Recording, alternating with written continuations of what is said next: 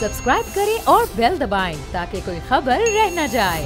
रेहान हाशमी साहब, आप भी एहतजाज कर रहे हैं भरपूर, जमात इस्लामी भी है, PSP भी है, PTI भी बात करे, तमाम सियासी जमातें अपोजिशन में जिनके इत्तेहाद है या नहीं है, लेकिन एक बात पे इत्तफाक ज़रूर है और वो है कि जो इस वक्त शहरी हुकूमतों का निज़ाम है और शहरी हुकूमतों को मिलने वाले इख्तियारात हैं अगले आने वाले इलेक्शन में, उससे तबाही होगी। लेकिन पाकिस्तान पीपल्स पार्टी सर बार बार ये एक बात कर रही है कि खुद मुख्तार हो रहे हैं, ज़्यादा बाइख्तियार हो रहे हैं बल्दियात, तो फिर आपका एहतजाज किस बात पे है?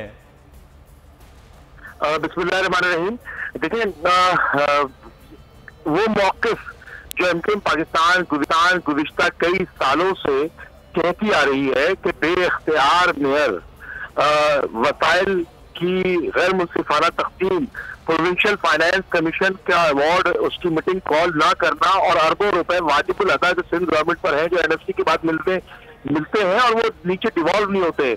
आर्टिकल 140A का इतलाक हो या बल्दियाती महकमे जिसमें वाटर एंड सीवरेज बोर्ड है, मास्टर प्लान है, बिल्डिंग कंट्रोल है या वाटर एंड सीवरेज बोर्ड है, दीगर इदारों का मेयर के पास ना होना, इख्तियार ना होना, तो कम अज कम आज दीगर तमाम जमातें वही मौक़िफ़ बार बार दोहरा रही है। तो मैं समझता हूँ कि कम अज कम ये एक बात खुशाइन बात है कि तमाम वो बातें जो एमकेएम साल से कहती आ रही थी, आज दीगर जमातें भी कह रही हैं और जमात इस्लामी और दीगर जो पॉलिटिकल पार्टीज हैं अपने अपने तौर पर एहतजाज कर रहे हैं इस गैर मुनसिफाना कानून के खिलाफ। तो मैं समझता हूँ कि बिल्कुल दुरुस्त कर रहे हैं और हमारी मोरल सपोर्ट हम पेश भी करते हैं।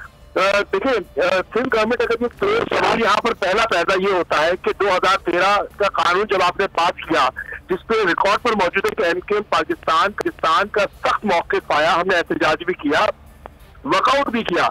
अगर सिंध गवर्नमेंट ये कहती है पीपल्स पार्टी के दोस्त के उस कानून से अच्छा कानून लेकर आए, तो सवाल ये पैदा होता है 2013 में आपने ऐसा क्यों किया था, 2013 में आप आज निजाम क्यों किया था, आपने पॉलिटिकल अपोनेंट्स को मुलायम करने के लिए किया था, उनको काम ना करने के जो बात पैदा किए थे आपने, तो आपके पॉलिटिकल माइलेज था। आप अब बल्दियात को अपना पॉलिटिकल विंग के तौर पर इस्तेमाल करना चाह रहे हैं। देखिए, सर्टेन माइंड सेट है।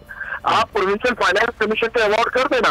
आपने अभी बोल रहे हैं कि आपने 2021 में बेहतर लेकर आए, तो उसमें एक छोटा सा नुक्ता मैं आपको बताऊं, एडमिनिस्ट्रेटिव और फाइनेंशियल पावर्स आर्टिकल 148 कहता है, आपने को चेयरमैन बना दिया वजीर आला का। को चेयरमैन पूछ सकता है, रिपोर्ट ले सकता है। भाई रिपोर्ट तो एंकरों से ज्यादा अच्छी कोई नहीं ले सकता। रिपोर्ट तो पूछने का इख्तियार तो एक आम आदमी को भी है, तो वो पूछेगा। बस मेयर भाई किसी का भी मेयर है, किसी भी पॉलिटिकल पार्टी का है, किसी का भी, पूरे सिंध के अंदर मेयर को कम से कम इतना इख्तियार तो हो कि वो एडमिनिस्ट्रेटिव और फाइनेंशियल डिसीजन ले सके।